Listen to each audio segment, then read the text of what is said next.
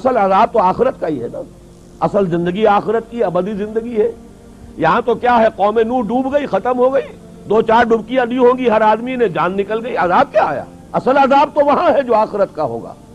دنیا میں عذاب آتا ہے مسلمانوں پر، مسلمان ہو کر تم اگر اسلام پر عمل نہیں کرتے، دعویٰ تمہارا اسلام کا ہو اور عمل تمہارا کافرانہ ہو، نام لو تم محمد کا صلی اللہ علیہ وسلم اور اتباع کرو تم محمد کے دشمنوں کا، دعویٰ کرو اللہ اور اس کے رسول کی وفاداری کا اور تمہاری دوستیاں ہوں اللہ اور اس کے رسول کے دشمنوں سے، تم کہو اللہ اور اس کے رسول کے احکام کو ہم مانتے ہیں اور سودی کاروبار کر کے اللہ اور اس کے رسول کے خلاف اعلان جنگ کیے رکھو۔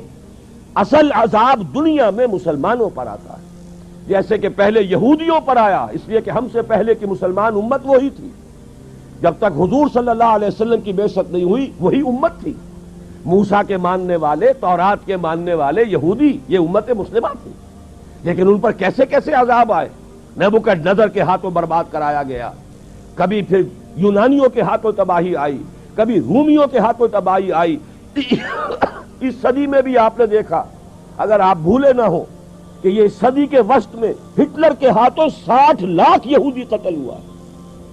یہ کون ہے؟ اللہ کو بھی مانتے ہیں، حضرت موسیٰ کو بھی مانتے ہیں، تورات کو بھی مانتے ہیں، وہ تو مدعی ہیں اللہ اور اس کے رسول کے ماننے والے، لیکن یہ کہ ان پر جو عذاب آئے وہ آپ کے سامنے ہے۔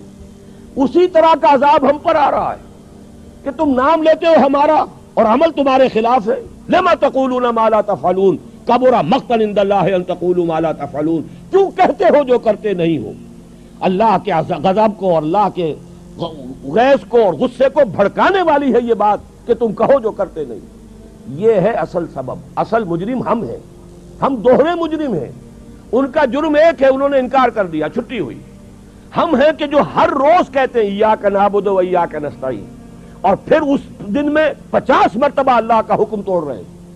پوری زندگی ہماری گزر رہی ہے، 5 وقتہ نمازی زیادہ بڑا مجرم ہے اس وقت، اس لیے کہ وہ 23-24 مرتبہ 25 مرتبہ 27 مرتبہ دہراتا ہے ایاک نعبد و ایاک نستعین، اور پھر باہر نکل کر جو کام کرتا ہے وہ اس کے خلاف ہے۔ یہ ہے اصل میں سبب، اور یہ جان لیجئے جو عذاب ہم پر آ رہا ہے اللہ کا، وہ اس وجہ سے آ رہا ہے۔ ہمارا کام تو یہ تھا کہ ہم دین کے علمبردار ہیں، دین کا ایک نظام دنیا کے سامنے پیش کریں۔ ابھی بڑا اچھا لفظ استعمال کیا ہے توکل صاحب نے، ماڈل دو نا، ایک انفرادی ماڈل ہوتا ہے۔ حضور صلی اللہ علیہ وسلم اپنی ذات میں ماڈل تھے، لقد کان لکم فی رسول اللہ اسوۃ حسنہ، لیکن حضور نے صرف ذاتی اور انفرادی ماڈل نہیں دیا، ایک اجتماعی ماڈل فراہم کر دیا، نظام قائم کر کے دکھا دیا۔ یہ ہے اللہ کا دین، یہ ہے اس کا سیاسی ڈھانچہ، یہ ہے اس کا معاشی ڈھانچہ، یہ ہے اس کی معاشرت، یہ ہے اس کی فیملی لاز، یہ ہے اس کے اندر تمام قوانین فوجداری اور دیوانی، یہ ہے یہاں پر قانون شہادت، یہ ہے سارا نظام۔ دیکھ لو، ٹھوک بجا کر دیکھ لو، یہ نظام ہے۔ جب تک وہ ماڈل مسلمان قائم نہیں کریں گے، یہی عذاب کے کوڑے برستے رہیں گے، سخت سے سخت تر عذاب آئے گا۔